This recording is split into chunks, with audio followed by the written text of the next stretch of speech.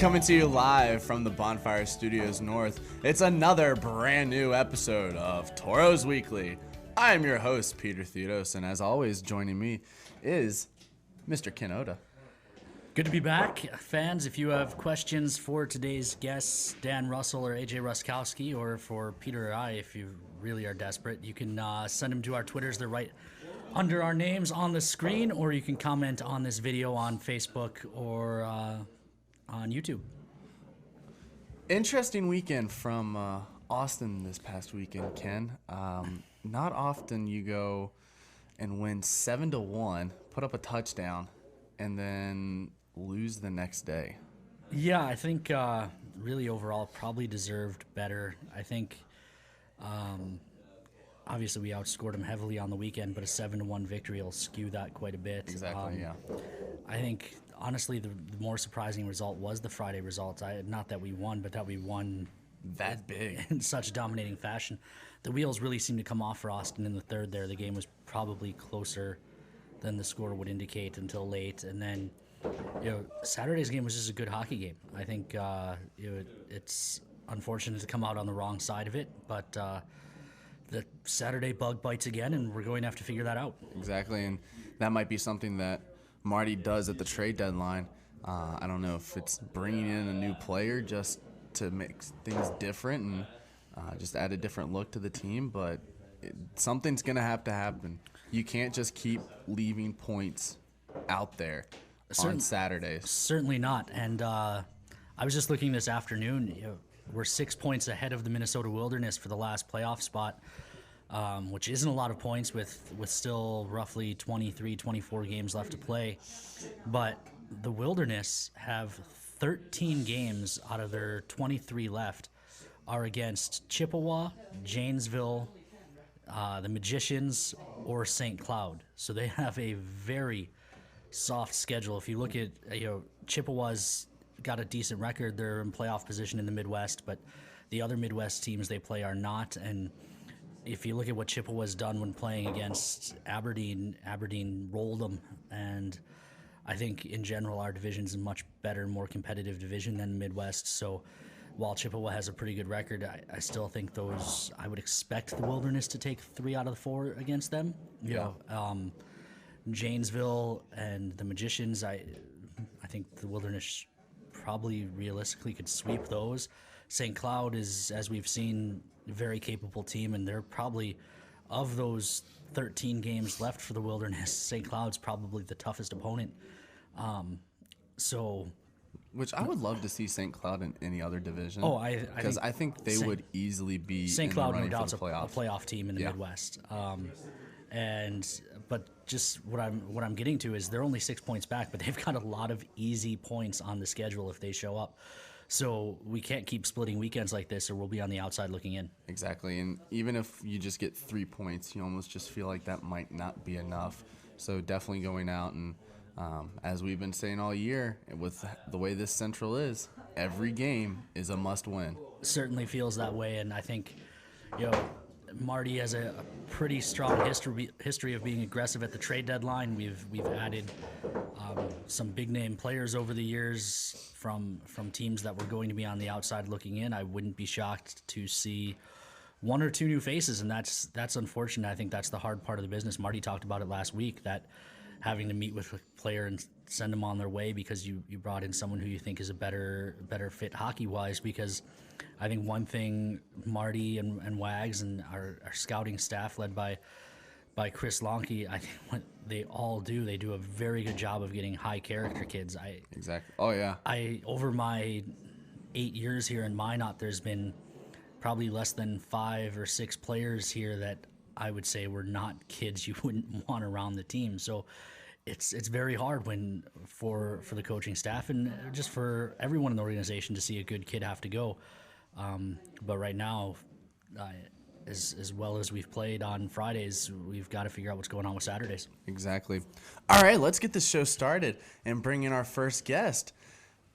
Fans, please welcome Mr. Dan Russell to Toros Weekly. How's it going? Dan, it's going well. You got a big weekend this weekend. Actually named one of the top plays of the week, the second top play of the week, which Sean Bachhoven, if you don't mind playing that for us. Let me get to it. He's got to bring it up real quick. And then Bruins win the draw, however. Travis Shouty behind his own net plays to the near side. He'll make it back to the point in Washburn. Shot save made, rebound, it's in. Russell with his second of the night. that wasn't an easy shot to put in. You were falling down as you saw it to the side, and just walk me through what that was, because that might be one of the top goals of the season. Yeah, it was just like a battle in front, and the puck popped out like right near us, and I just I was like kind of like a golf shot. I kind of like chipped it up and went over the glove of the goalie. So you pulled a Cole Hansen there. Yeah, a little bit. A little.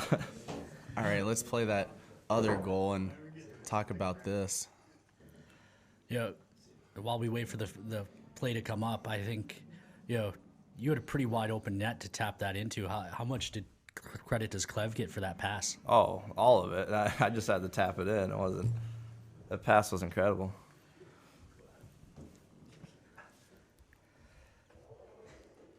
What does it feel like when you guys are on the ice in that 7-1 game, where in the third period it just seemed like everything was going your guys' way? Like, yeah. How good does that feel? It feels awesome. I mean, it seems like Austin kind of stopped playing once we got like 3, but yeah, no, it's fun. It's fun to play when everything's going your way. I'm hoping this is the right one.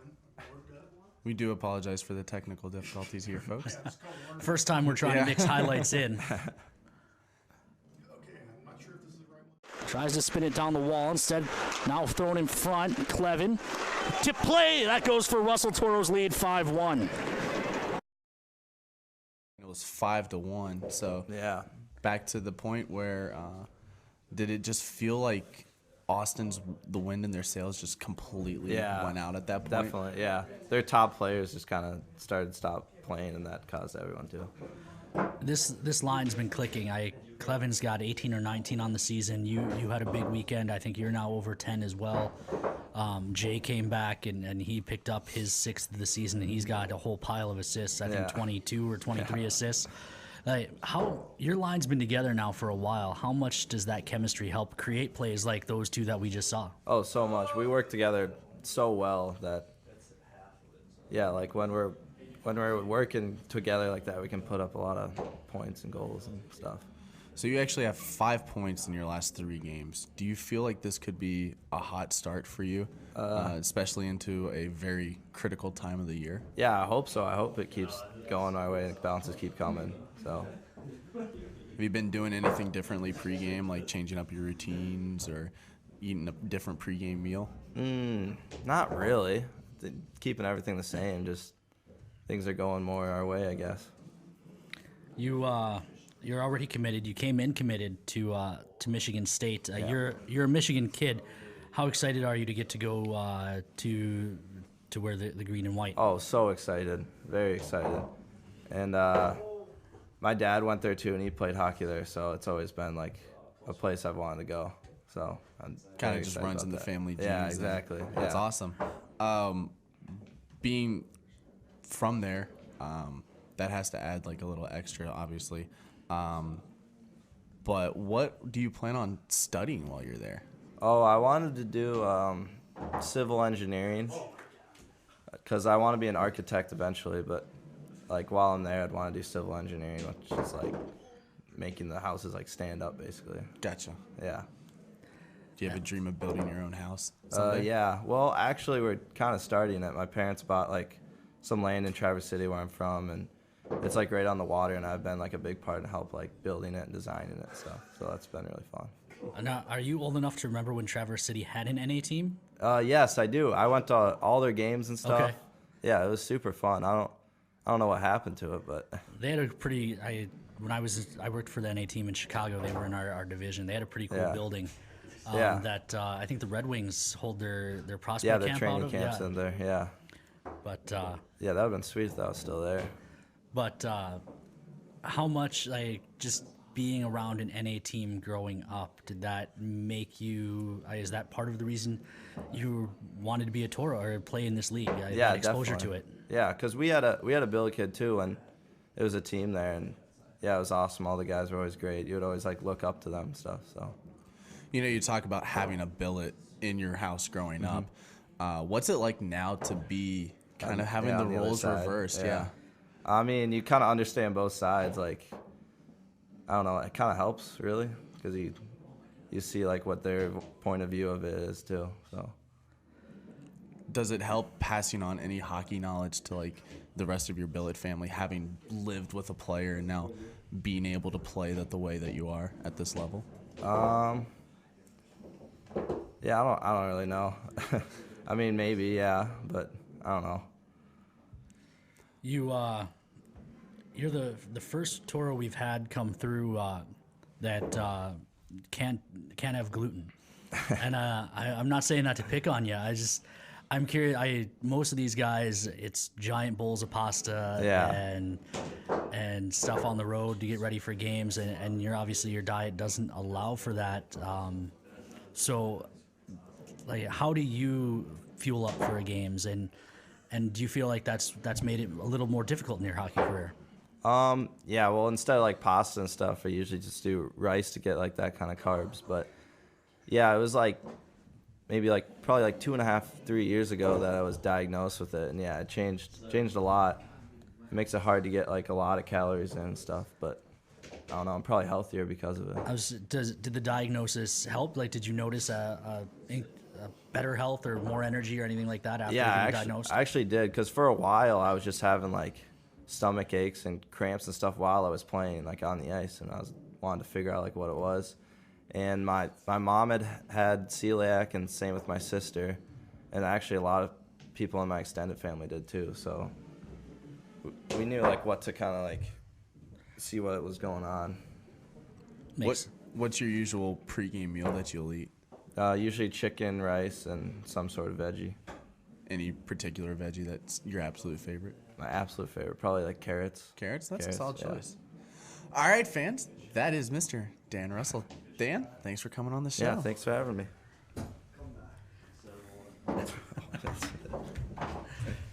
He big timed you. Yeah, I know. Big timed you. Scores 2 goals and. All right. I don't even have to say anything. He's already coming over. He's ready here, fans.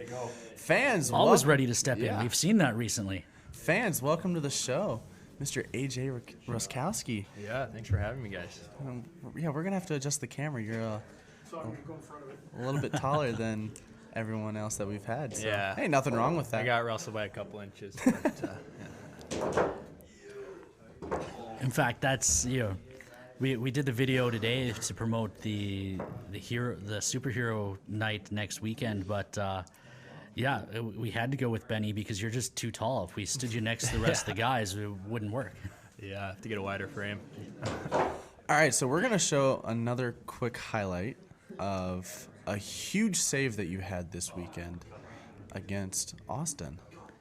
This was the Friday night first period save, which I really set the tone for that game, I thought. Dumped in, it comes back in front, loose puck, big save by Ruskowski. They've got those lively boards there. Was that something you were expecting? Yeah, no, I kind of misread it, to be honest. I thought they would be kind of bouncing behind the net, so I kind of went down to the post there, but then I guess not, unfortunately, but it went in front of the net. Didn't expect it to go there, but was able to recover and make the save. So, As a goalie, what kind of chance do you guys get to really check out the boards? And we've got the Friday morning pregame skate in most of the places except for Aberdeen because we travel day of, or Bismarck we travel day of. But when we're in St. Cloud, when we're in Austin or in Cloquet, during pregame skate, do you go out there and just bounce pucks off to see how they're going to play? yeah, not so much. I mean, you kind of get a little bit of feel for it in morning skate, like you said, and kind of rim some pucks around and get a feel for it a little bit. But yeah, obviously you're never going to be as comfortable as you are at the Mesa, so it's kind of challenging at sometimes, but I don't know, you get used to it. So You mentioned being comfortable at the Mesa. You came from the NA3, but what are the facilities like here compared to places on the road, and how comfortable are you guys at home, and how much does that help? It's unbelievable. Yeah, I'd say they're second to none in our division. That the staff and the facilities that we have are unbelievable. We get treated so well, and our fans are unbelievable too. So that really helps when we're playing at home. You know, you're taking a lot of shots, you're doing a lot of quick moving and all that, so that's got to take a toll on your body. You talk about having a good staff. I've mentioned this, and I've asked a ton of players, but Kevin Melby, once again, I'll ask you, unbelievable. What does he do with you to help you on a Friday night or a Saturday morning to get you ready for that Saturday game? Well, for example, if I'll play on a Friday night, I mean, you definitely want to get some ice and kind of rejuvenate your legs if you're going again on Saturday. But yeah, he's great. Anything you need, if you're banged up with a bruise or you got a tear in something or anything, he'll fix you up and get you back out as soon as you can. So, as a guy who knew your role coming in, you knew you were going to be backing up. Benny was going to be primarily the guy. How difficult is that? You've had a couple of bad starts. You've been great, but you did have a couple of bad starts there in a row. How tough is that, knowing that you might not get a chance again for 2 weeks, just the way our league is, Friday, Saturday. If you're playing every fourth game, you're only seeing live action maybe 2 times a month. How difficult is that? Yeah. I mean, I'll be honest, it's kind of difficult, but you just kind of want to step your practices up a little more and kind of simulate game reps as much as you can. And then when you get the opportunity, you just got to take advantage of it. So, when you found out that Benny was going to be out that Minnesota Wilderness weekend, what was going through your mind when you knew that you would be starting both of those games? Yeah, I mean, I think it was like a Monday or Tuesday that Benny went down with an injury, so I kind of had some time. It wasn't just kind of sprung upon me, so I kind of knew what was going on, and I was, obviously you never want to see your teammate get hurt, but I was excited to be able to step in and try to get some points for these guys. So, you've played amazingly since stepping in. 930 save percentage, 2-1 record. Honestly, your numbers, you probably deserve a slightly better record than that. How good does this run of 5 games feel for you, getting to show what you're capable of? Yeah, I mean, obviously it feels good with your personal numbers, but at the end of the day, it's kind of we knew we probably could have got 2 more wins out of those. We had some close games, but yeah, at the end of the day, we'll hopefully get a couple more bounces in our direction in the future. You know, with Benny coming back soon and this confidence of strong play from you, how is that confidence that you've built going to carry over into the future games? Yeah, I think it'll help a lot, and then when I'm called upon in the future, I think I'll know, like, hey, I've done it before, so I don't have to worry about it so much for not being ready, I guess. So. You know, we talked briefly after the Friday game in Austin. You only let in 1 goal. I think you went 28 of 29 that game in saves. What has the defense really done for you to help you get to where you're at right now? Yeah, they're great. We have a great group of guys, and they're always communicating with me and letting me know what they're seeing, and I'm letting them know what I'm seeing, and then we kind of work together. So it's been great. I think one of the ones on Saturday night got through a lot of traffic with guys. A couple of guys were going for the block. All things being equal, do you want your defenseman laying out to block shots like that, or sometimes you just wish you had a clean look? I mean, they're trying to get in front of it and keep it out just like you are. So I mean, if they can get it, great, and if they don't, then that's why I'm there. But sometimes it sneaks through and you don't see them. But it's just kind of the way it goes. You know, as you saw, we had to adjust the camera. You're 6'6". Yeah. Growing up, did you ever play any other sports, and what sports was that? Yeah, I played a lot of sports growing up. Obviously, like soccer when you were younger, I wasn't too big into it, but I was big into baseball. Played baseball all 4 years in high school. I like to hear that. Yeah. I like to hear that. Yeah. So the question I have then is, do you think you can get a hit off this guy? Oh, I don't know. What are you throwing? Not hard. Not hard. Maybe. No. Maybe we might have to try it out. We've actually had that discussion. Ken and I have a few times of. I'm trying to convince him to pitch to some of the guys. I'll come out of that'd be retirement awesome. for one That'd be game. fun. Yeah. That'd be for fun. one day. But being that you are, did you play like basketball or anything like that as well? I did play basketball a little bit growing up, mostly in middle school. I kind of had to, with hockey being a winter sport and basketball being a winter sport, kind of got to the age where I had to choose in about eighth, ninth grade around there. So I obviously chose hockey. So Jody Kennard checking in just wants to let you know that you're doing a good job. yeah, awesome. Aunt Jody. So some of the guys, and I got to ask Stibby, who's back there, about it. But apparently I was told by the guys to ask you about something that happened on Fortnite today. Oh, yeah. Are we sure we're allowed to air whatever's about to Yeah. happen? No, it's all right. Okay. We ended up getting the dub anyway, so I mean it was kind of good. Yeah, you know, I've been known to kind of get under some guys' skin when we're playing. At the end of the day, I just want to get the best out of them so we can get the numbers we want to see. So yeah, he's a heck of a player though, probably top 2 on the team behind me. So.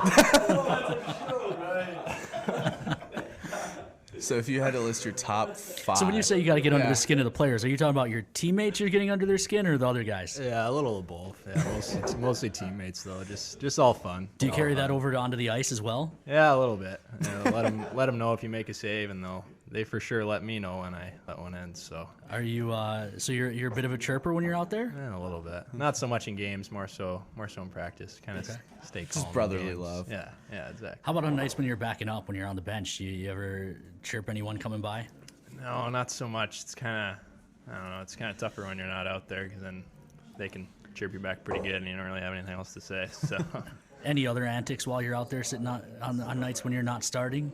No, just kind of staying ready, like always. Like, kind of pick up tendencies if you're playing Saturday night, you're watching a Friday night game, but yeah, nothing really. What's the difference that you have between a pregame warm-up when you're starting and when you're backing up? Because I'll be running around the arena trying to get stuff organized for game ops. Yeah. And you're down there with headphones on, jamming out. Yeah. You got like racket balls or something that you're Yeah, bouncing. yeah. So what are you doing like for all that? Yeah, I like to keep it the same, whether know that I'm starting or know that I'm backing up. Just kind of, I don't know, just kind of easier if you're called upon, then you'll be ready. So. What do you do usually when you're starting? Like, do you keep it exactly the same or?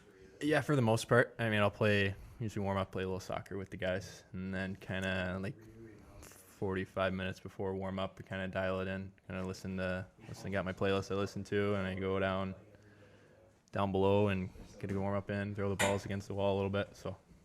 What kind of artists and songs do you have on your playlist? Yeah, it's a mix. Yeah, A little bit of everything? Yeah, a little bit of everything.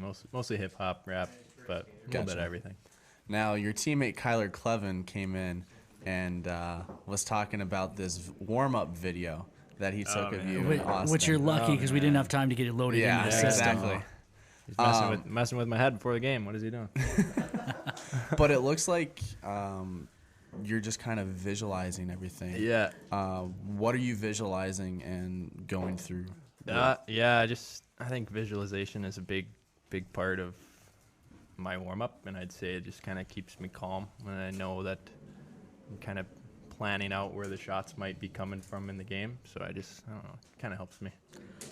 We, we're lucky here. We have a really good goaltending coach in Wyatt Wasalanchuk.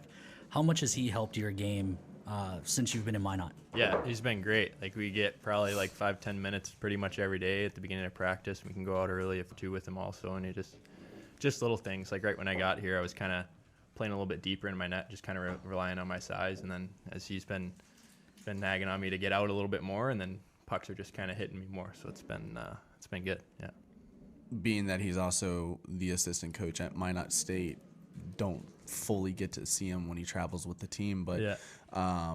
Does he reach out to you any after games like this weekend? Yeah, like he'll shoot us texts after games or before games. Like, I don't know, just basic stuff, I guess. Reminders, stuff like that? Yeah, remind me to stop the puck. So. All right, AJ. Well, appreciate you coming Awesome. on. Glad to Yeah. have you. Yeah, thank you guys. Fans, that's AJ Roskowski. All right, Ken. Big one this weekend. And I feel like I say this every week. But but it's Bismarck. it's and Bismarck. So those it's games are extra special. big. Whether the standings are as close as they are or not, Bismarck is always a special weekend. Especially these home and homes. It's fun to go down there. For the final time this year, too. Yeah, last trip down to Bismarck, we still have 3 against them in our building. But this weekend, home and home, the last 2 weekend games we have against these guys. And really... Weekday. They're weekday games. Yeah, there's 2 weekday games, but these are the last 2 weekend. Yeah. So these are the last 2 weekend games we have. And I think it's... we talked about how close the standings are. We talked about,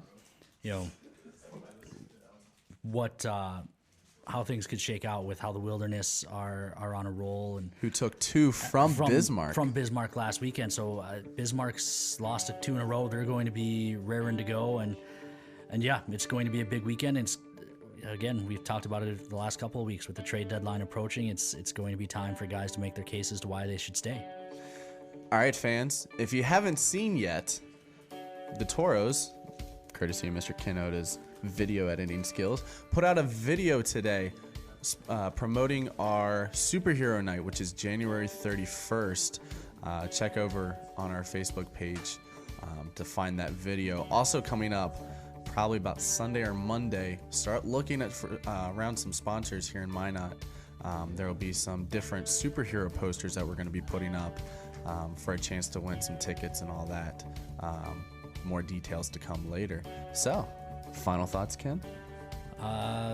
Just a big weekend coming up against Bismarck. I'm excited for Superhero Weekend, but that feels like it's forever away just because these Bismarck games coming up are so big. Alrighty, that's Ken Oda. I'm Peter Theodos. For Sean Bachhoven behind the scenes, doing a great job for the first time with the video. Signing off here from the Bonfire Studios North.